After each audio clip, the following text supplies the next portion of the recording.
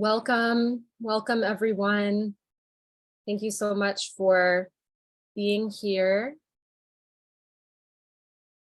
I'm watching the waiting room numbers dwindle as people press OK and join us. I'd invite you, if you'd like, you can rename yourself and include the city where you're calling in from, just so we have a sense of who's in the room.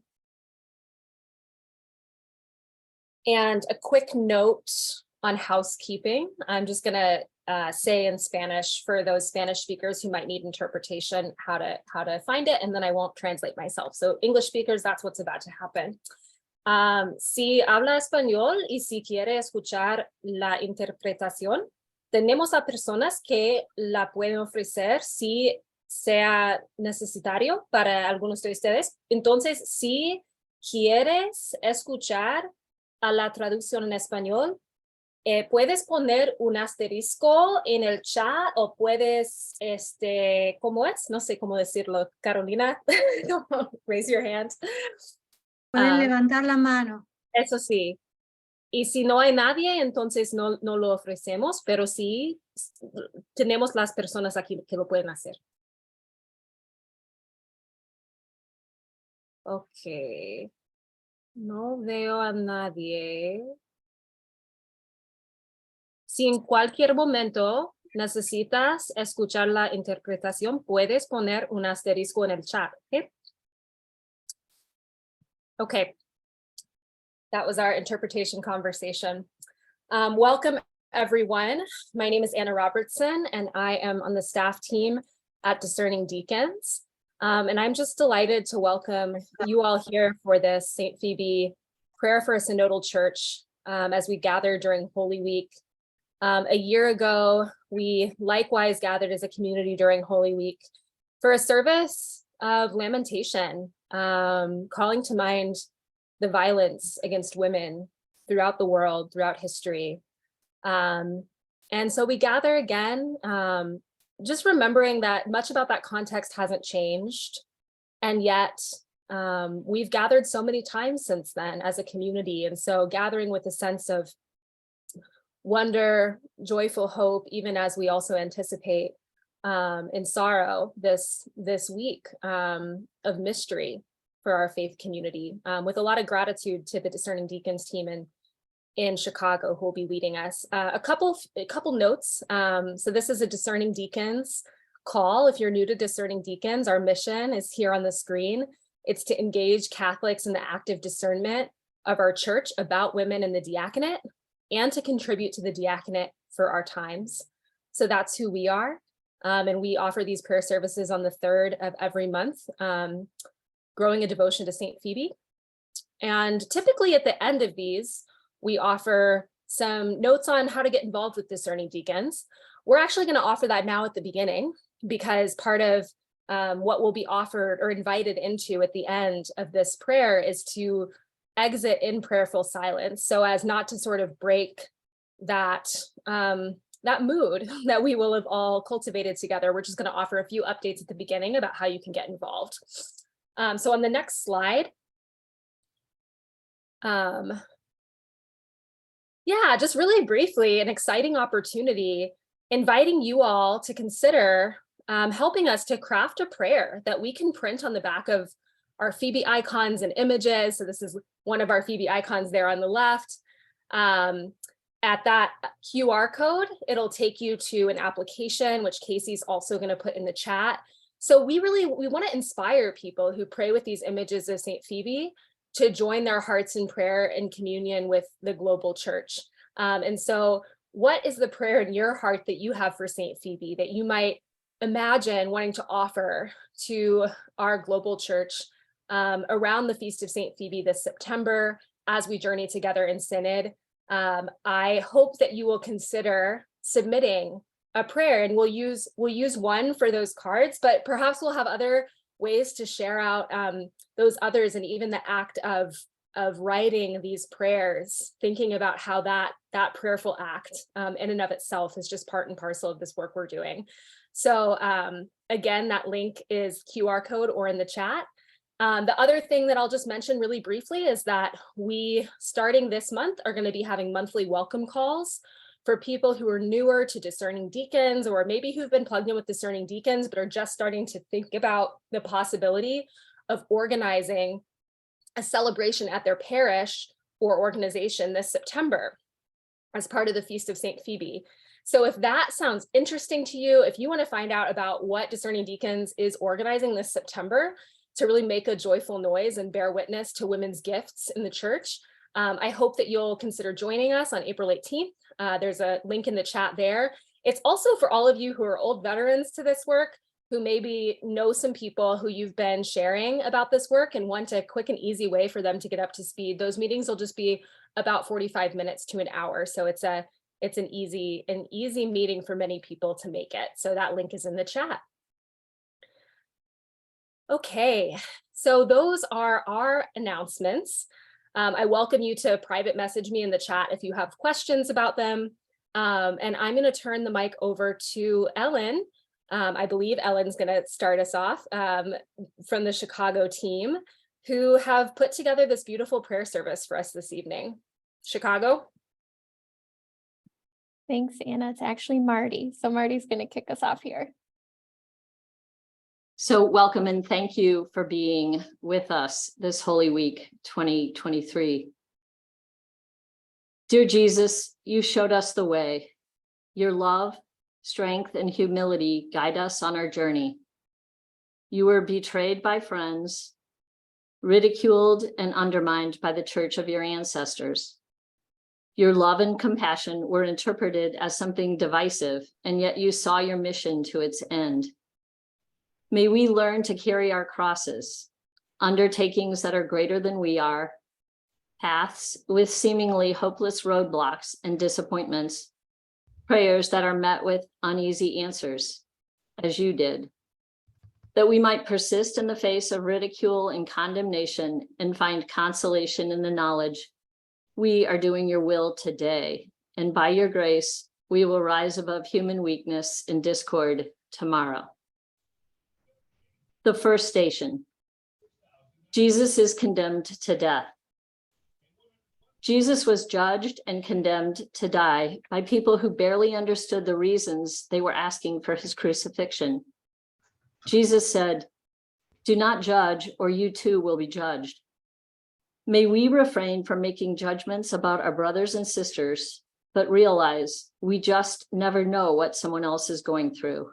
We just don't know someone else's story.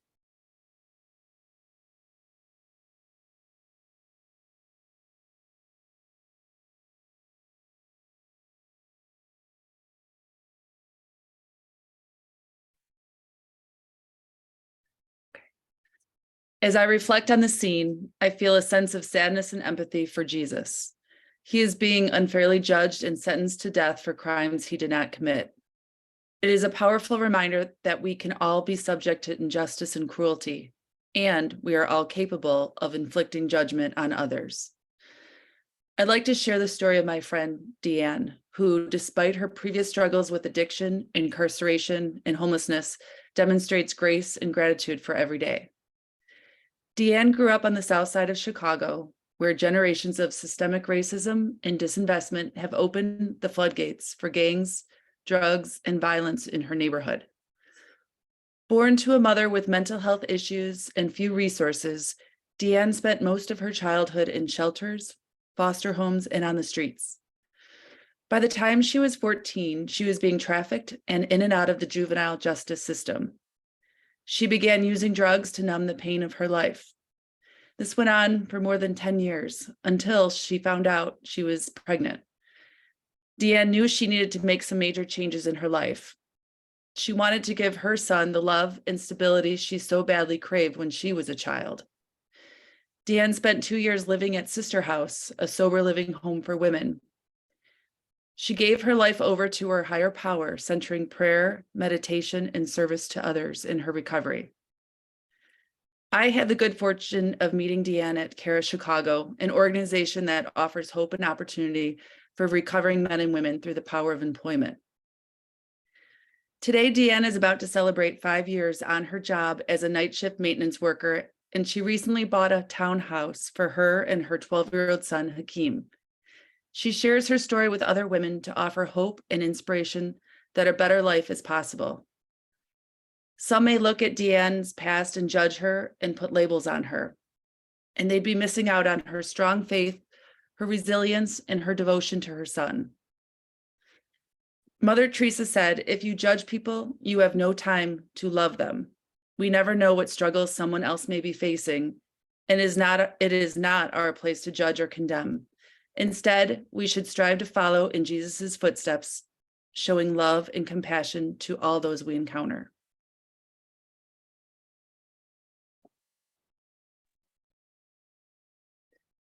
Now I'm going to sing our response, and all of you guys are muted, but you got to sing because I'm not a soloist, right? So wherever you are, stay muted and join me in singing the response.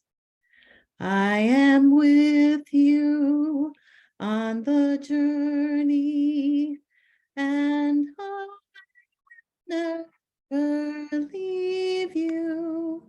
I am with you on the journey, always with you.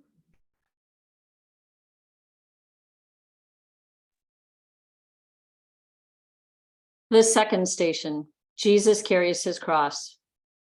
Abandoned by his friends, ridiculed and scourged by people holding power over him, a bruised and beaten Jesus shouldered the heavy wooden cross for his death journey alone. As we struggle to live a life of justice and love, let us not turn our backs on friends in need or hold power over the vulnerable. Through the power of Christ, may we recognize the acts of support we are called to provide for neighbors and friends.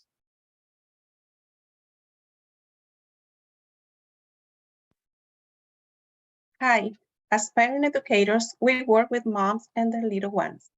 Many of our families are from other countries, so they have no families or friends here. They often live below poverty. We help them with housing, healthcare, food pantries, and help connect them with churches and community groups.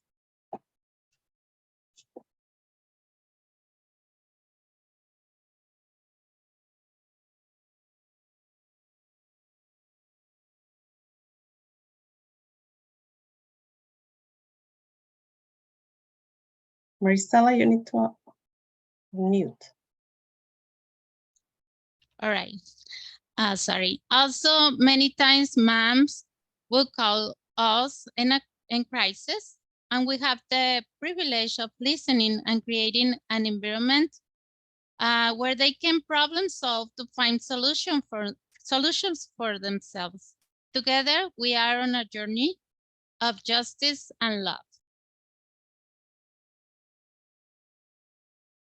I am with you on the journey, and I will never leave you. I am with you on the journey, always with you. The third station, Jesus falls for the first time. May we have courage and confidence in God's love. At times, life brings us challenges that are bigger than we are. Knowing Jesus carried that heavy wooden cross, so heavy he was forced to the ground under its weight, may we find courage and confidence, knowing God understands our burdens. I have worked for the last 7 years as a social worker at a nonprofit providing support services to individuals and families impacted by a cancer diagnosis. Over the years, I have sat with countless people as they have shared their stories of fear and uncertainty in the midst of an unexpected diagnosis, a recurrence, or even the death of a loved one. My role is always to listen, to provide resources and information, to hold space and hope, to help them keep moving forward. And some days, the heaviness of these stories, these realities that people are living, can be nearly too much.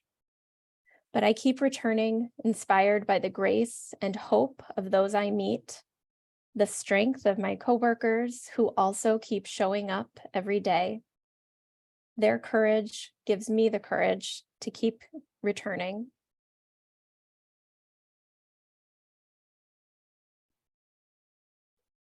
I am with you on the journey, and I will never leave you.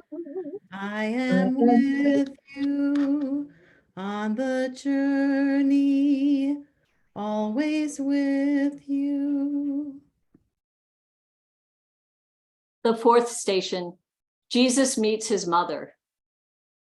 Jesus shared his mother's womb for 9 months. For 9 months, they were one, such intimacy. To share the same bloodstream, the same heartbeat. What closeness Mary had with her son. She knew his thoughts, and he knew hers. When their eyes met that day, he could read her pain.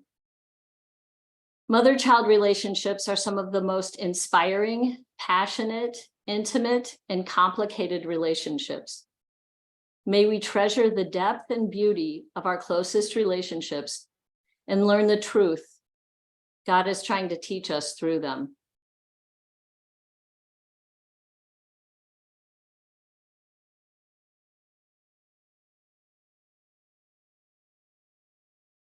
Cheryl, can you select unmute, please?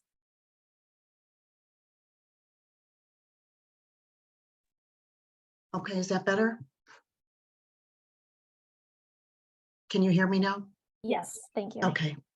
I'm a mother of 4, grandmother of 5, a daughter. My role as a mother has gotten more challenging in recent months, as my oldest daughter is currently battling breast cancer. In addition, I have 2 very needy moms, my mother and mother-in-law, who are both in assisted living, suffering from dementia, who require a lot of attention. It is through faith and an understanding of God's will that I've been able to meet the physical and emotional demands of my daughter and my mom's. The moment my daughter told me and her father she was diagnosed with breast cancer, I had a reflection of what Mary might have felt meeting Jesus' eyes for the first time on his journey. It was devastating, disturbing, a feeling of hopelessness, much like Mother Mary felt. As our Blessed Mother watched her son being beaten, chastised, and treated unjustly, she never questioned why. She never asked, why my son? And I too have never questioned why my daughter, why my moms. Together we share a bond and an understanding of God's plan, much like Jesus and Mary did. To this day, I remind my moms and daughter, it is not up to us to determine our fate. As Jesus said on the cross during his last few breaths, let thy will be done.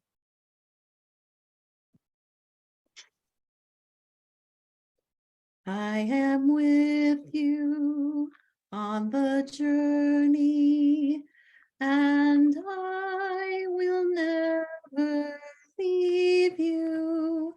I am with you on the journey, always with you.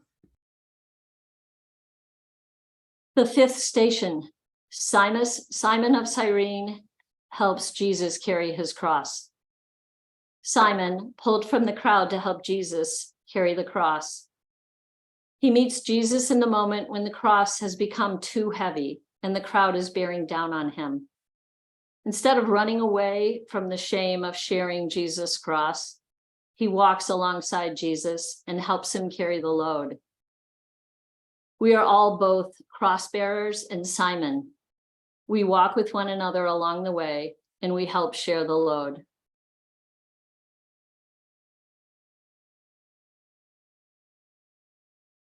Perhaps one of the deepest truths about this life is that we cannot walk through it alone.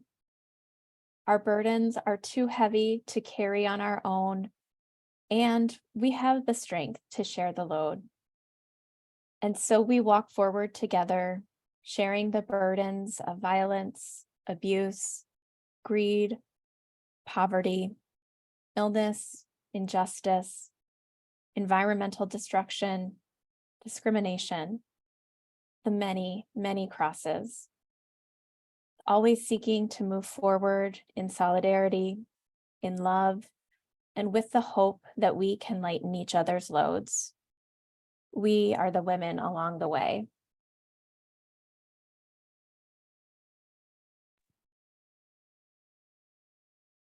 I am with you on the journey, and I will never leave you. I am with you on the journey, always with you. The sixth station, Veronica wipes the face of Jesus. Perhaps Veronica heard a still small voice that helped her find the courage to approach Jesus on that road and to wipe his face, to recognize his dignity and to find his true face. She saw through the jeers and the shame and chose to act in authenticity and compassion. May Veronica's courage inspire us to listen to our own still small voice, to find the true face of Christ in each other and in the world today.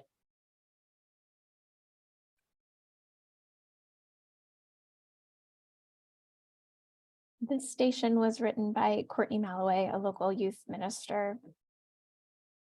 Can you see me? Do you like me? I'm not talking about liking the TikTok dance I just posted. I'm talking about liking the true me, the goofy me that my best friend knows, the me that is unconcerned with what I'm wearing and if my laugh sounds funny, or even if I'm supposed to be laughing at what was just said. I discreetly look to the cool girl to consult what she is doing. Is she laughing? Do these insecurities or uncertainties ever go away? As a youth minister, the teen angst is palpable when you walk into the room. The holy moments of this ministry are the moments when that angst dissipates. These moments can be found on retreats or days of service or prayer circles, when teens are away from their phones, connected to one another, and unafraid to say, "This is who I am," when they wipe away all the barriers between them and the world. I think the struggle for identity is highlighted in adolescence, but something that continues in all stages of life. Aren't the questions of the teen years at the heart of what we all crave? To be seen, to be known.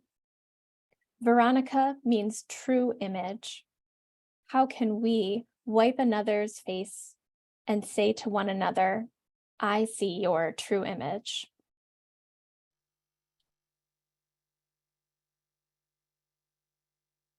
I am with you on the journey, and I will never leave you.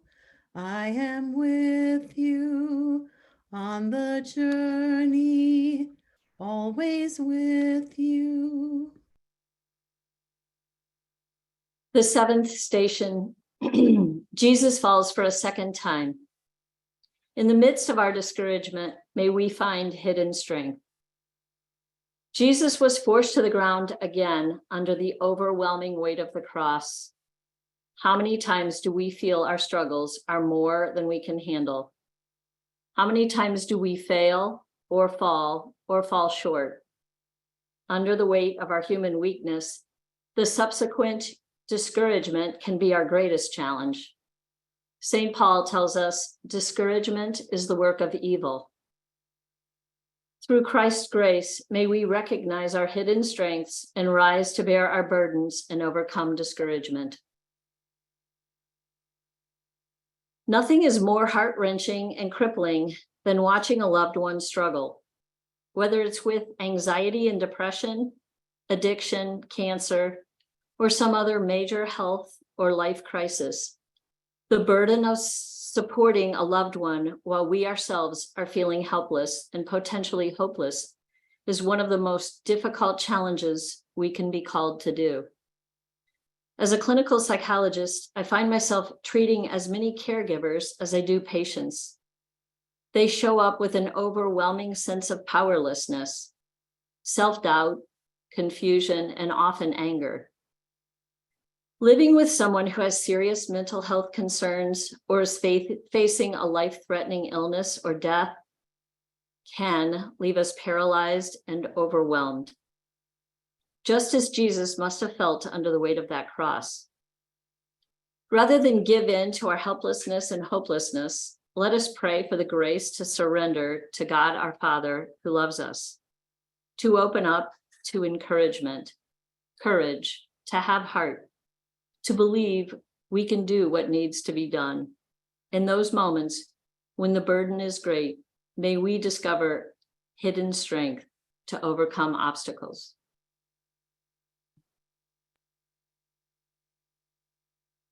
I am with you on the journey, and I will never leave you.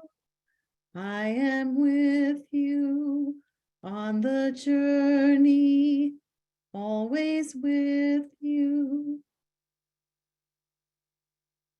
The 8th station, Jesus meets the women of Jerusalem. The women were devastated to see their Jesus bruised and bleeding under the weight of the cross. Gentle Jesus. Waves of grief inspired these women who loved Jesus so deeply. Let us also, as women of God, allow our grief to mobilize us into action.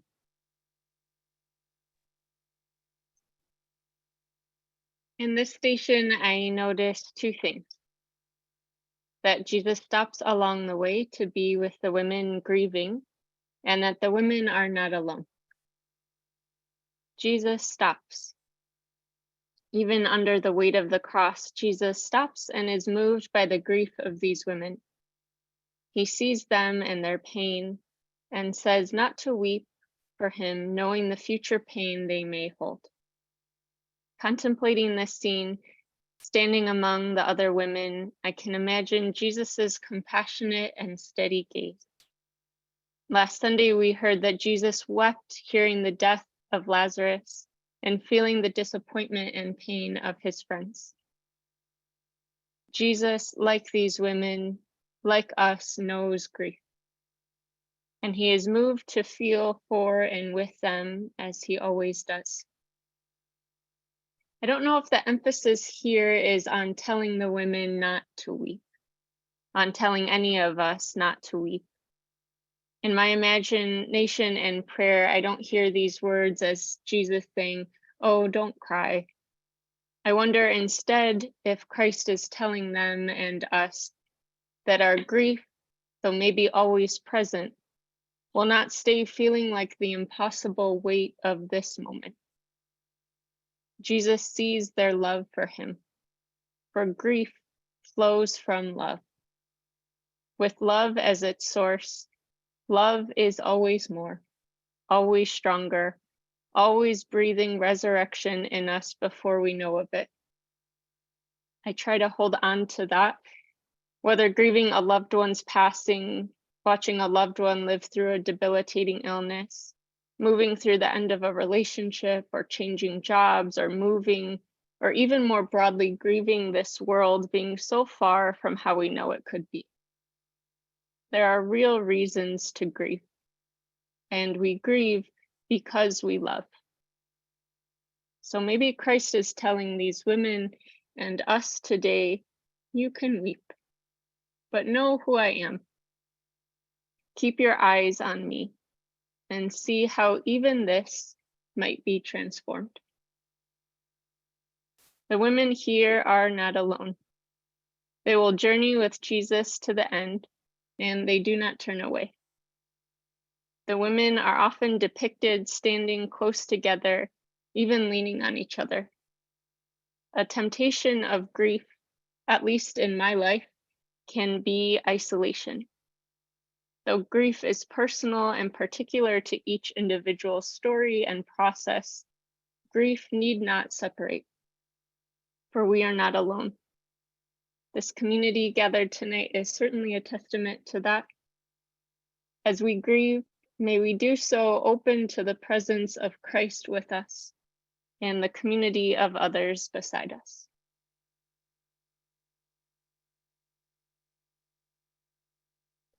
I am with you on the journey, and I will never leave you. I am with you on the journey, always with you.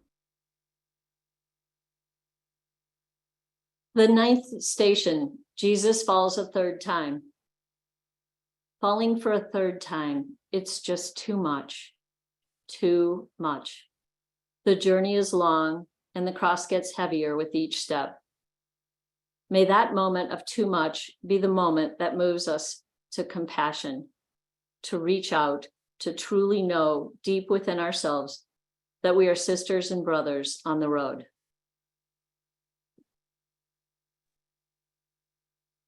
Jesus says to you today, you live in my love. As a spread catechist, I spoke these words to each member of our small community during a recent session. I moved around the circle, stood before each person, and shared Jesus's message. Beholding each pair of eyes, I saw Jesus looking right back at me. The letters SPRED stand for Special Religious Development. We do catechesis in a labor-intensive, intimate way, one-on-one. Each person with a developmental disability shares a relationship with their personal catechist. Parishioners with and without special needs are united as they develop an awareness of God's love in their lives, of themselves as persons of dignity who are integrated into the parish and the entire church. Together, for about 40 years now, my group made First Communion together and continue to be a communion through all the joys and pains of life. I recall a profound session from a few years ago. For months, we had prayed for the mom of a special friend who was ill. Shortly before the time people were scheduled to arrive, we received a call from a family member that our friend's mom had just passed. There was no place else in the world she would rather be. And I thought maybe she wouldn't come to the session, but she wanted to be with us. When our bereaved friend entered, she was sinking and her peers were ready. I watched with a giant lump in my throat as they enveloped her in God's light. Praying that scene would freeze for a moment so that I could memorize it, I simply stood in awe of the sacrament taking place in front of me. Jesus says to all of us today, you live in my love.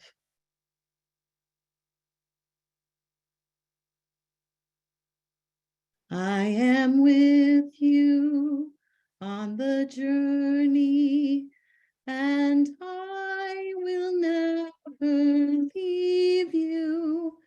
I am with you on the journey, always with you.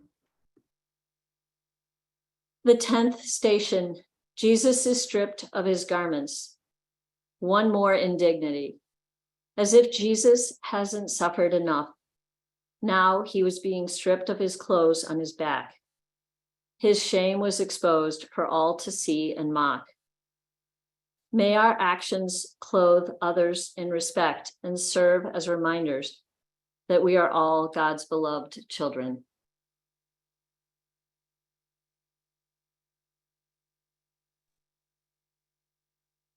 One day at work, I was summoned to the window because someone was climbing into the St. Vincent de Paul boxes in our church parking lot. The 3 metal boxes set up for donations of clothing and shoes are not easy to access. They are deep containers with a small opening to push a bag through. But here was a person reaching in and pulling bags and items out. Stuff was scattered everywhere. People were alarmed, and others came to stare out the window. They didn't know what to do. As soon as I saw the head with short blonde hair pull back from the slot, I was heartbroken. I knew exactly who it was.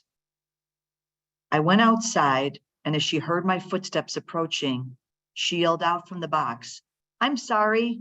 Please don't get angry with me." And then she saw me and relaxed a bit, but expressed how embarrassed she was. Sarah is a young single mother who would do anything for her son. She is bright, hardworking, faith-filled, and thankful. It's hard for her to come through our food pantry line and ask for things she needs. She has been stripped of many things: healthy relationships, a safe place to live, essential items like food, clothing, and gas, and opportunities for a living wage. We have had many conversations about life and have helped with some of these material items. But in that moment, my heart was filled with compassion for the shame she shared. She explained that she was working as a home healthcare aide, but she had an interview for a better job and needed to find some business casual clothes for her interview. She saw that I had brought out a chair so that it would be easier to access the bags and a cart to sort through stuff. She was excited about one of the bag's contents, so I helped her go through it. As we did, we talked, hugged, and found a cute outfit. Trying to help someone regain their dignity can take a long time, and often we just have moments to let someone know they are worthy of love and care. My food pantry volunteers, most especially the women, use their gifts of compassion, understanding, and honestly, just knowing how to get things done to connect people to resources that help them feel less ashamed for asking for something. Women take the time to talk to our clients and listen to what they need, rather than just filling bags with stuff. When we encounter someone who has been stripped of their human dignity, how do we respond? Do we add to their suffering by turning away, asking judgmental questions, or making snide comments? Or do we answer the call to bear witness to God's love and mercy? Jesus, through your suffering, help me to treat people with dignity and give them a sense of belonging to the whole human family.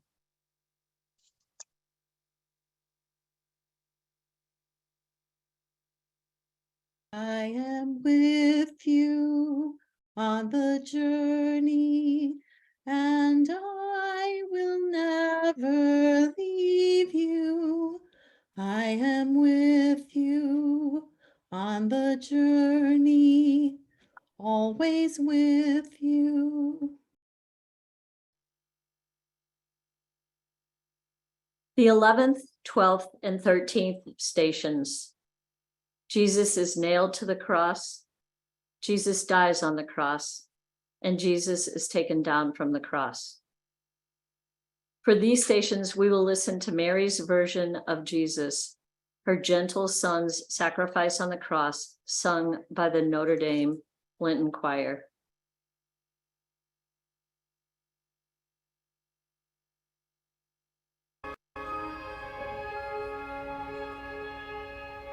You were so small in my arms, kept you all in my heart.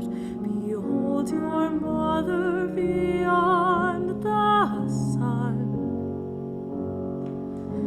Even before you could speak, I knew you weren't mine to keep. Under eclipse, I'm unmade of who I've been. Greatest joy, my deepest hope. Shadow you bring, no light shining through, a gift of your darkness to shield me from view. Can you hear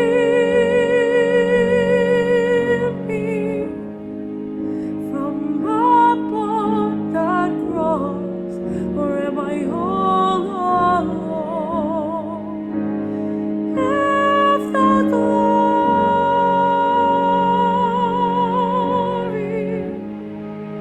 and honor were yours, how long must this pain endure? Trust in me to erase your fear. You trust in me to be there for my failures counted in each wound, in each tear. Don't understand, my vision starts to blur. Let me breathe for you. Just take the air from my lungs.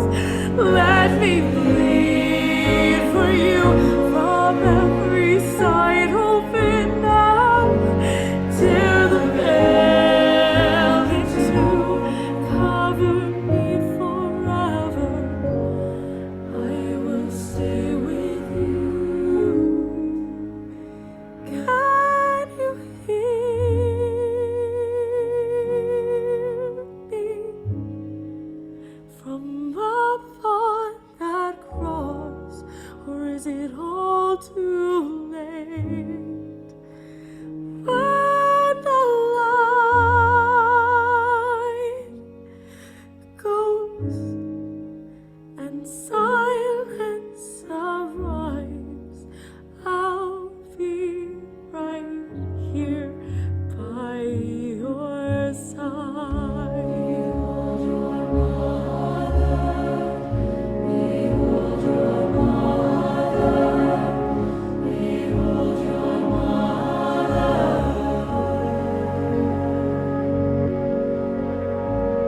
Behold your son, behold your son, behold your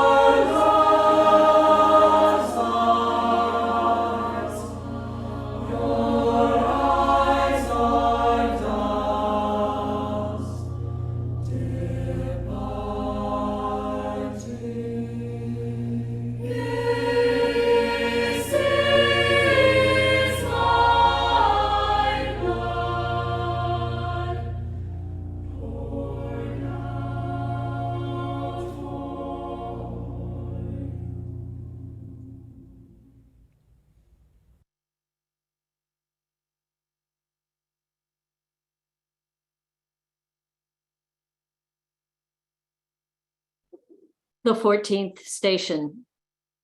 Jesus is laid in the tomb. They may have laid Jesus' body in the tomb, but we know it is never really over.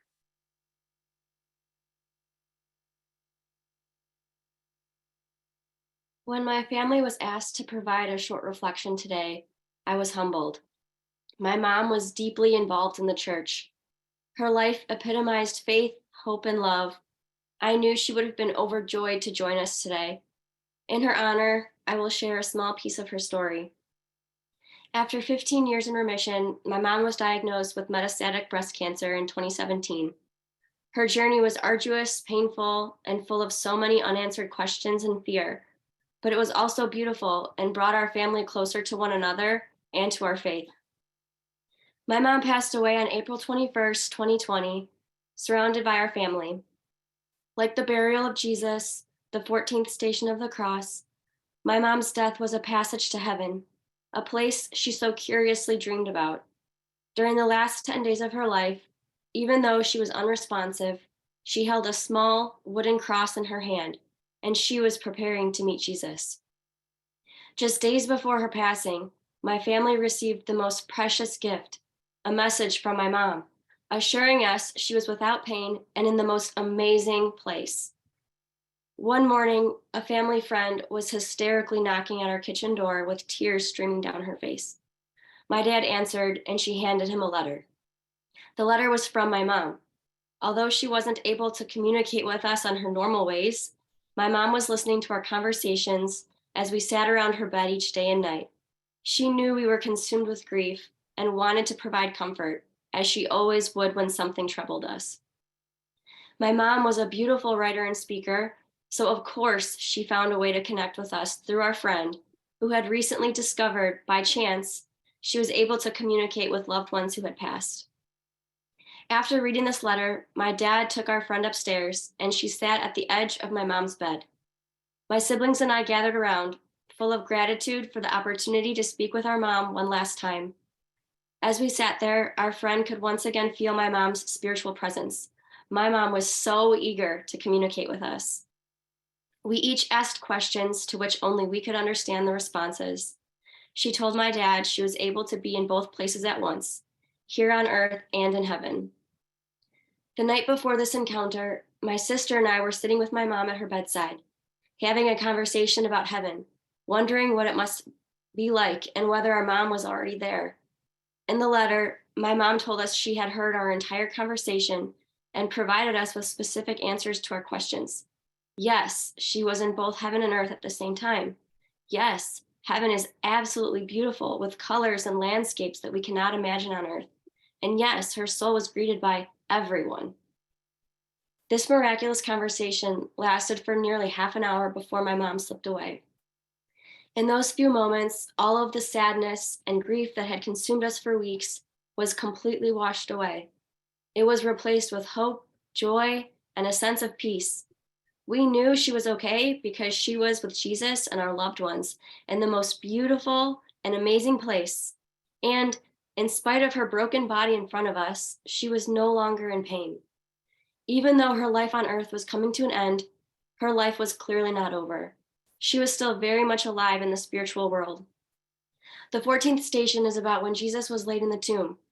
Although his disciples and followers were struck with grief and sadness, his dying and the finality of his burial was not the end. Rather, it was only the beginning. His human body may have perished, but his soul and the souls of all of our departed loved ones live on forever because life is never really over. Just like I know my mom's spirit is still alive today, alive in her friends and family, her parish, and the legacy she left on earth, Jesus is very much alive in all of us. The burial of Jesus embodies hope and symbolizes the rebirth to come through Jesus's resurrection. So we need not be afraid. There is life after death, and there's always hope. In my mom's words, God has a plan for each and every one of us. Pray to him. Ask to be filled with the Holy Spirit. Ask for the gift of knowledge so that you can learn to recognize God's voice. That is where you will find your hope.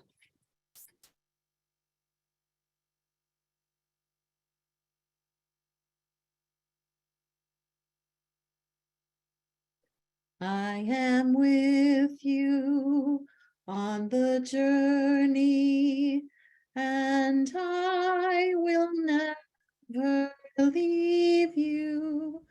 I am with you on the journey, always with you. I am with you on the journey, and I will never leave you. I am with you on the journey, always with you. Let us end our prayer together in silence.